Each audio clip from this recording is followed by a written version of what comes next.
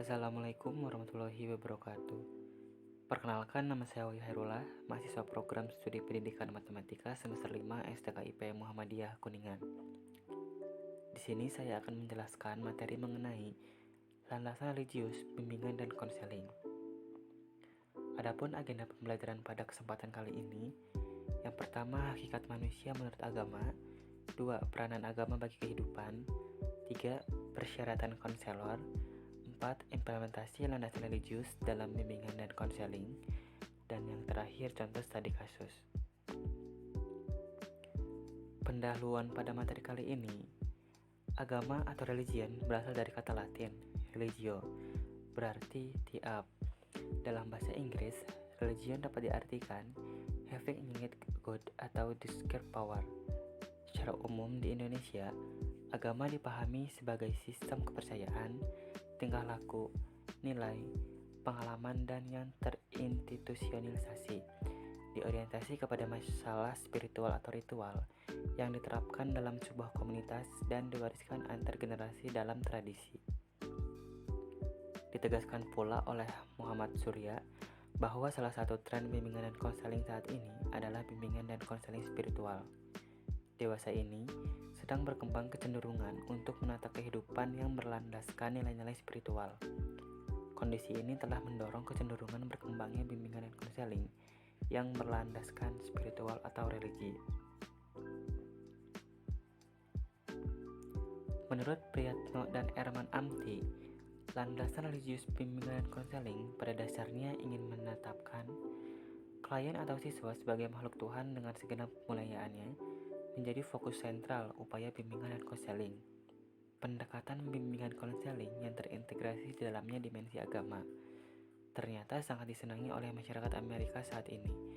Kondisi ini didasarkan kepada hasil polling yang dibuat oleh Gallup pada tahun 1992 yang menunjukkan bahwa sebanyak 66% masyarakat menyenangi konselor yang profesional yang memiliki nilai-nilai keyakinan dan spiritual. Sedangkan sebanyak 81% masyarakat menyenangi proses konseling yang memperhatikan nilai-nilai keyakinan atau nilai agama.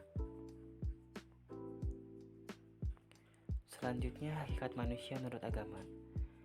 Menurut sifat hakiki, manusia adalah makhluk yang beragama atau homo religius, yaitu makhluk yang mempunyai fitrah untuk memahami nilai-nilai kebenaran yang bersumber dari agama, serta sekaligus menjadikan kebenaran agama itu sebagai rujukan atau referensi sikap dan perilakunya.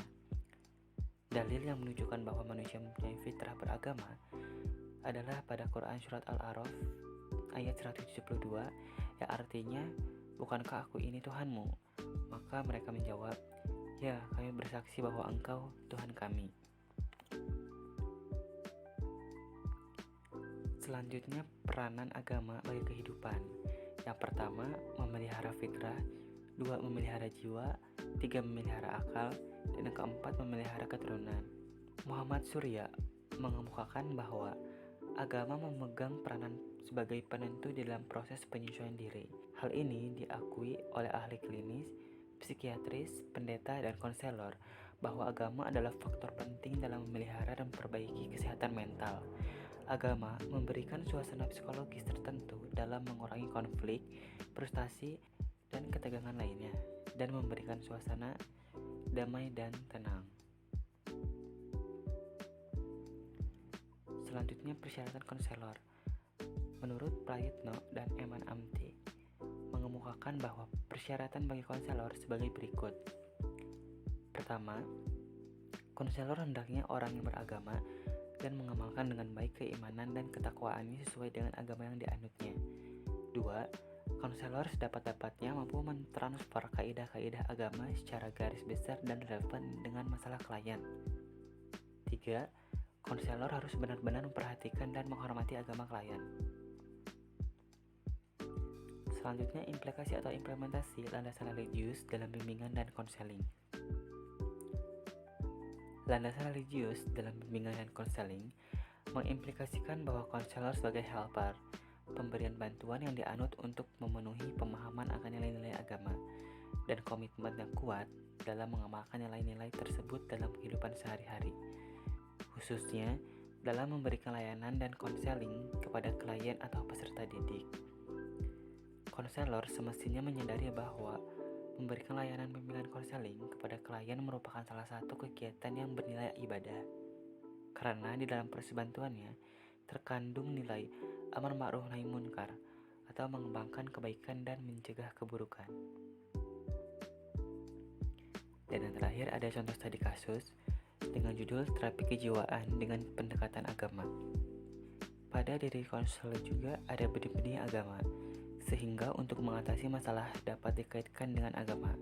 Dengan demikian, pembimbing dan konselor dapat mengarahkan individu atau konselor ke arah agamanya. Salah satu akibat terjadinya gangguan jiwa adalah ketidakberhasilan seseorang dalam memenuhi kebutuhan hidupnya, baik kehidupan primer, jasmani, atau rohaniah secara psikis dan sosial. Hal ini menimbulkan perasaan gelisah dan terganggunya kestabilan emosi seseorang. Lalu kesehatan mental merupakan suatu kondisi batin yang senantiasa berada dalam keadaan tenang, aman, dan tentram. Upaya untuk menemukan ketenangan batin dapat dilakukan antara lain melalui penyesuaian diri secara resignasi. Para ahli jiwa atau psikolog mengakui bahwa taubat merupakan sarana pengobatan gangguan kejiwaan yang sangat jitu. Karena ada sebagian orang yang dihinggapi maniak depresif yang disebabkan karena adanya perasaan bersalah. Mungkin cukup sekian pemaparan materi yang dapat saya sampaikan. Kurang lebihnya mohon maaf. Nasrul minallah wa fatun qorib wa basyiril mu'minin. Wassalamualaikum warahmatullahi wabarakatuh.